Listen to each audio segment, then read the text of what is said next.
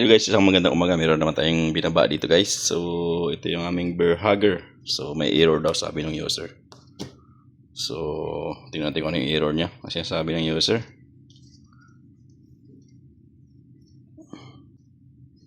So, naka-standby. Tingnan natin yun. Ayan. F08 guys. F08 yung error niya. So, ito yung nireklamo ng user. So, gagawin ito guys. Bubuksan natin to kasi ang problema nito is yung either yung tanggalin mo natin. Ang problema nito guys, either yung ating blower, either yung heater, or yung power supply, or yung thermostat. Pero at tingin ko power supply guys okay. So, wala naman siyang nakadikit-dikit eh. So, issue din yan pag nagkadikit-dikit yan, magkakaroon ka rin ng F08. So, sa tingin ko, ang problema niyan is yung thermostat.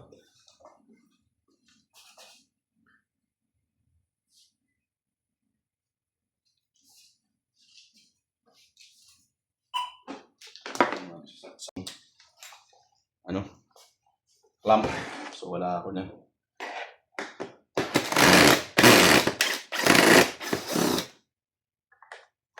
Kaya na lang natin yan. Huwag mo natin tanggalin yan.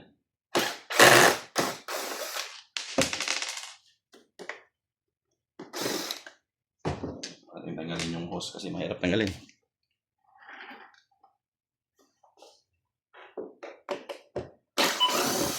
F08 ang error niya.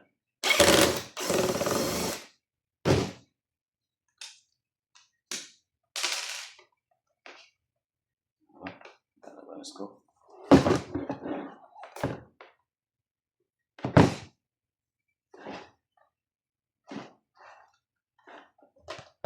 Okay. Tigas pati yung cover niya. Tanggalin lang. So, tingnan natin itong motor kung matigas ba. Malambot naman.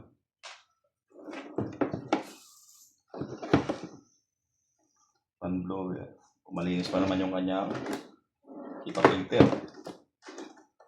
Pero bakit siya nag-error code? So ito yung sensor natin ng flow sensor. Problema ito guys, yung board nito nandito sa taas.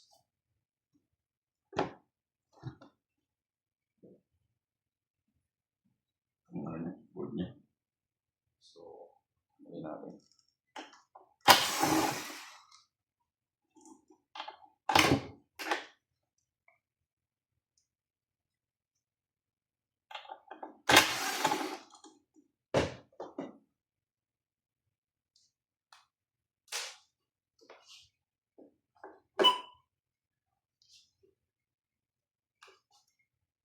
So, kailangan natin tanggalin itong buo.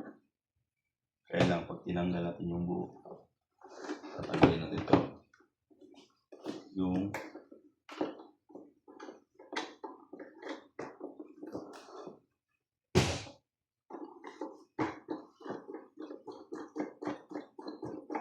tanggalin natin itong holder kasi hindi natin matanggal yan guys pag hindi natin tinanggal yung ating holder kasi buo ito eh.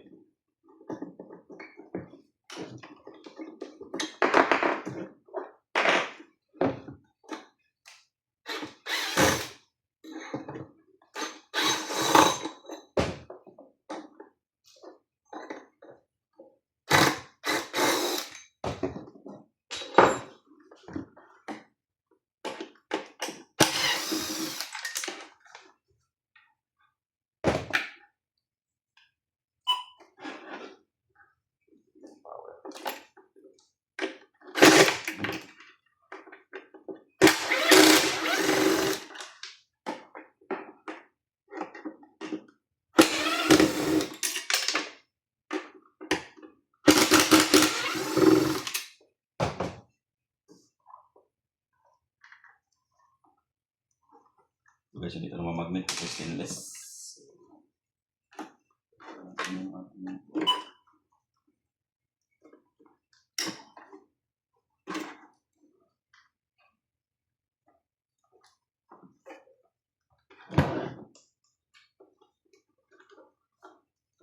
ginawa natin guys. Hindi natin. Ito guys. Nabuksan din. Sobrang tigas guys. So dito guys, ingat lang kasi mayroon ditong wire ng sensor. Ito yung sensor ng temperature guys.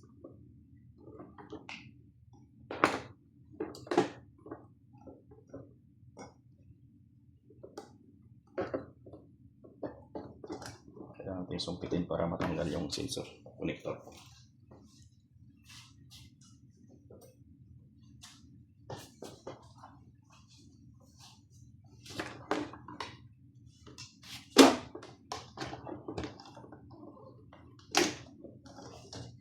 Yan. Tanggal din sa wakas. Sobrang tigal. Ngayon, pwede na natin itong hilain guys. Pero ingat sa paghila kasi meron ditong flex cable. Ayan. Ayan. So, kailangan mong tanggalin itong flex cable guys. So, pagkabit nito, kailangan natin ng markingan para hindi tayo magkabaliktad. Kasi pwedeng magkabaliktad guys.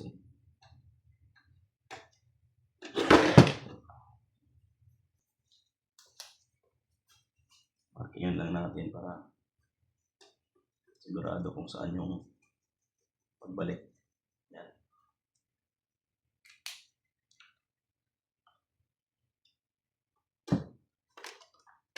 Tapos ito.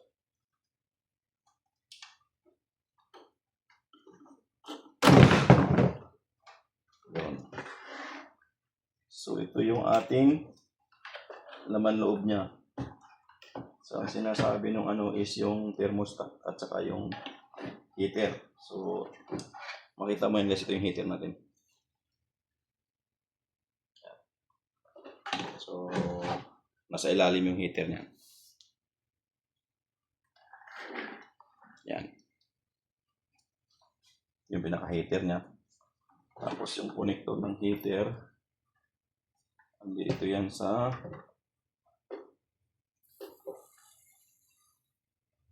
ito yung sa motor. Fan blower. Ito. Ito naman yung sa control.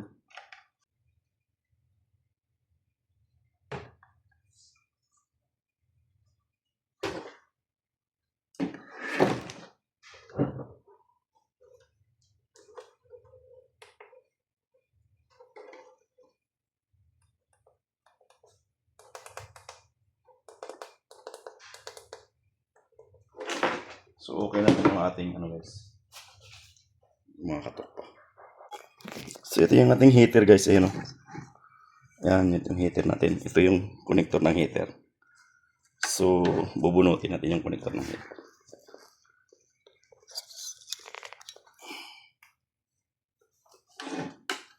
Titingnan natin yung heater kasi baka yung thermostat dyan. Meron kasing thermostat dyan yung overflow.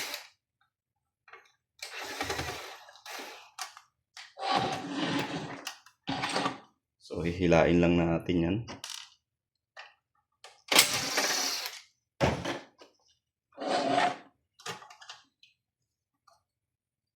Kaya lang, mahirap siyang hilain. Kailangan tanggalin ko rin.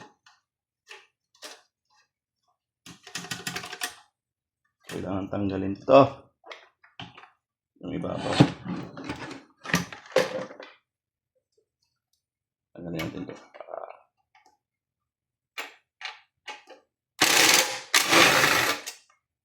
Tanggal natin yung heater natin.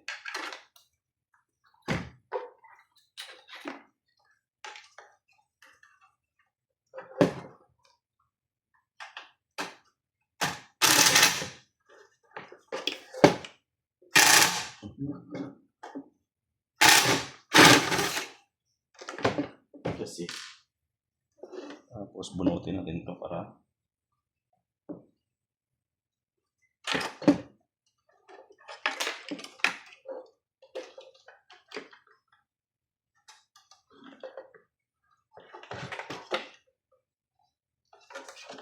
kontrol na yun. Wala naman na.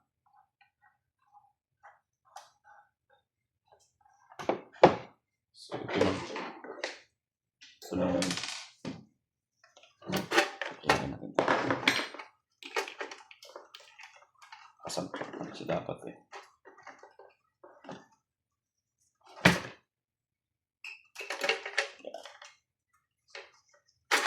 Yan. So, ito yung ating heater. Baka sira na heater. Mukhang sunog na yung heater.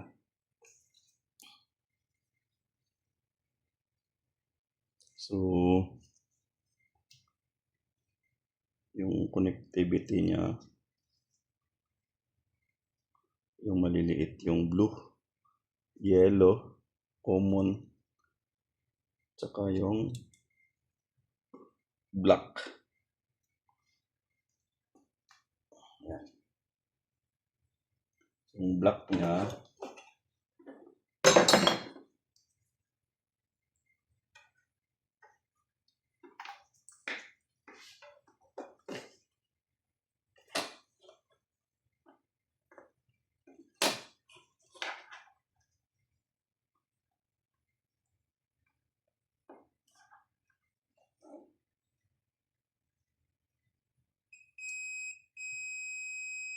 so yung malaki.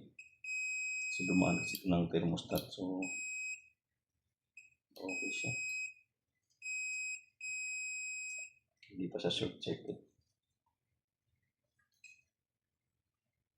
Ito yung problema guys, putol. Ano?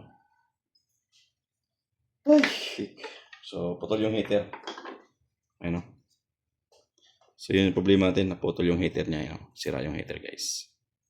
Yan, ito. So, pwede nating idugtong yan. So, idugtong na lang siguro natin dito sa maliit lang naman yan. Dito sa kulay yellow. Ano? So, naputol yung ating nichrome wire. So, heater wire to kung maga nakaka-connect yan doon sa yellow guys.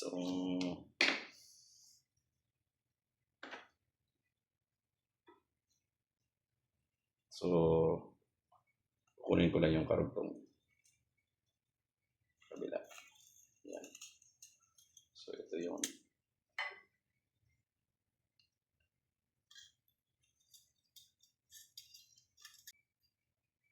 So, ito guys.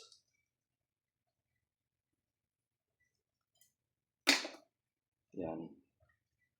Dugtungin natin na lang yan guys. Pero ang pang-ipit natin yan. Kasi pwede natin hinangin yan eh. So, gagamitin natin guys is yung eyelet na maliit, pinakamaliit. So, meron ako ditong eyelet na pinakamaliit guys. Yan. So, kasi hindi mo pwedeng hinangin yan guys. Yan yung ano dito. Hindi mo siya pwedeng hinangin.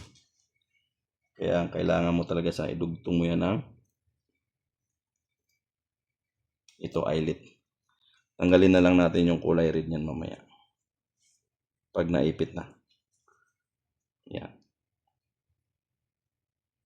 Crimp. Crimp lang ang pwedeng gawin dito guys. Pero dito sa pinaka yung red maliit.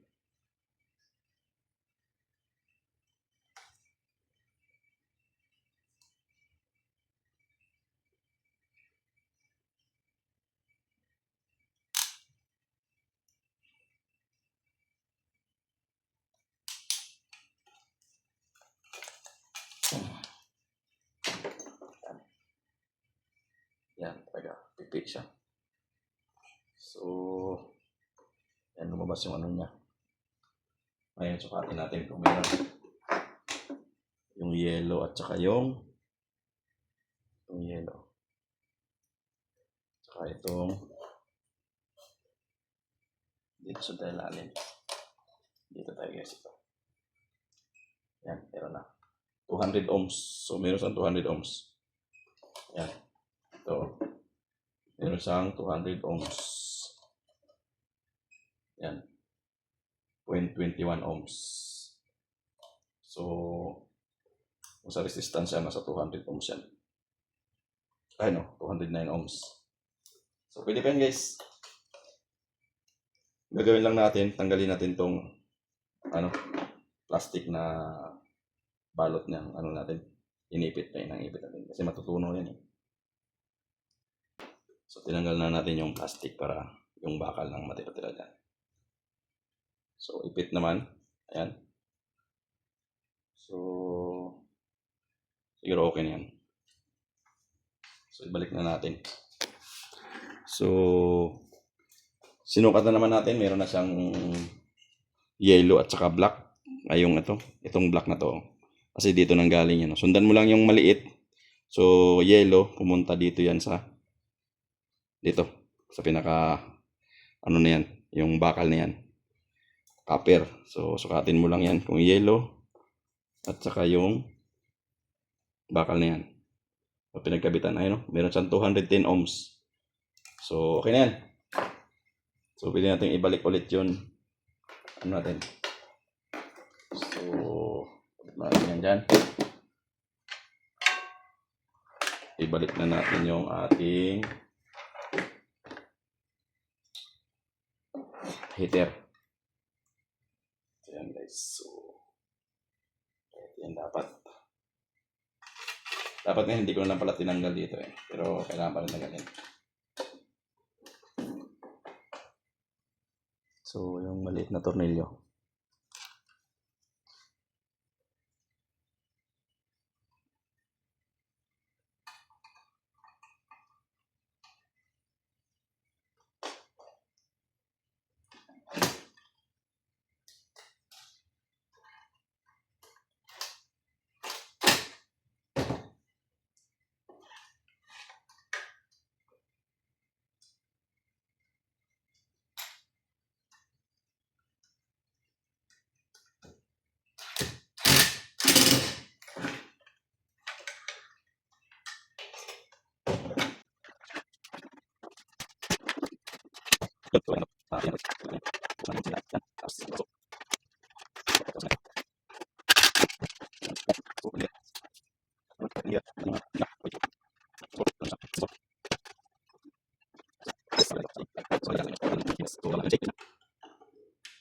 Kalimutan at saka yung keypad niya.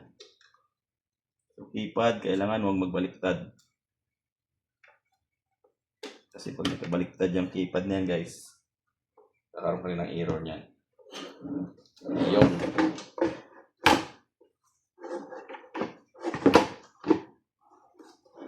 So yun.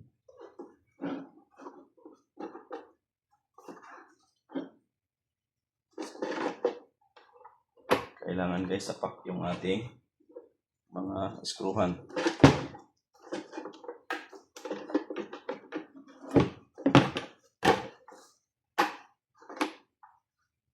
Yun. Ayan.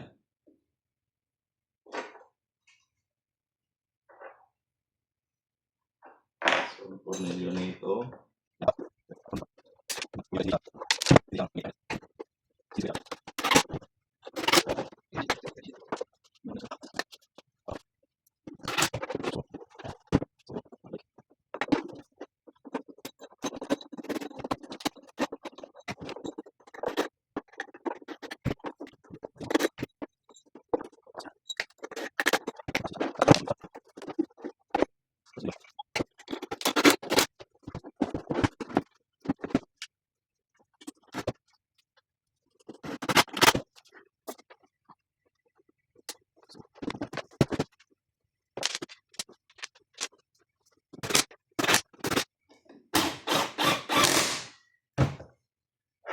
Yun. Okay.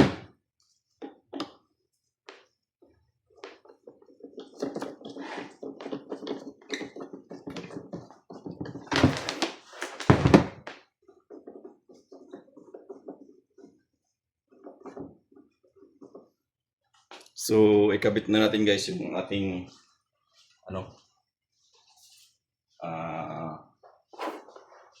power. Tapos yung ating sensor. Kasi yung sensor guys, pag hindi mo kinabit yan, F07 yan pag walang sensor guys. kailangan, ano, F07 yan pag hindi mo kinabit yung sensor. Kailangan, ikabit mo na natin yung sensor bago yung power. Ito yung power na.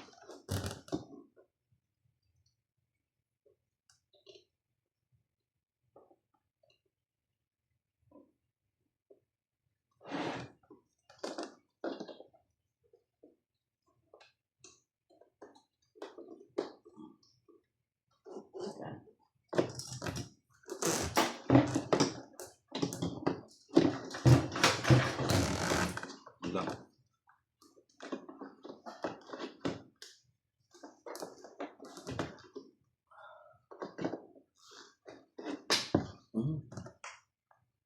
So yung guide. So yung guide is here. Kasi may guide yan guys. Kabit natin yung power.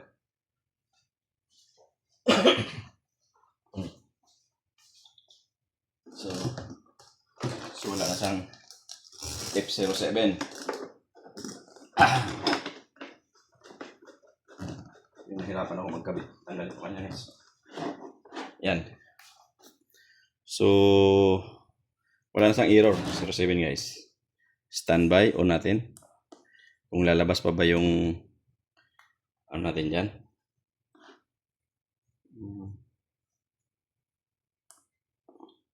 32 degrees tayo. Yan. Ayan na. Mga siya guys. So, yan. Yan. Okay na siya. Medium. So, magana siya guys. Andarin lang natin yan kung marilis ba niya yung medium na temperature na 38 degrees kasi normal ginagawa dyan 38.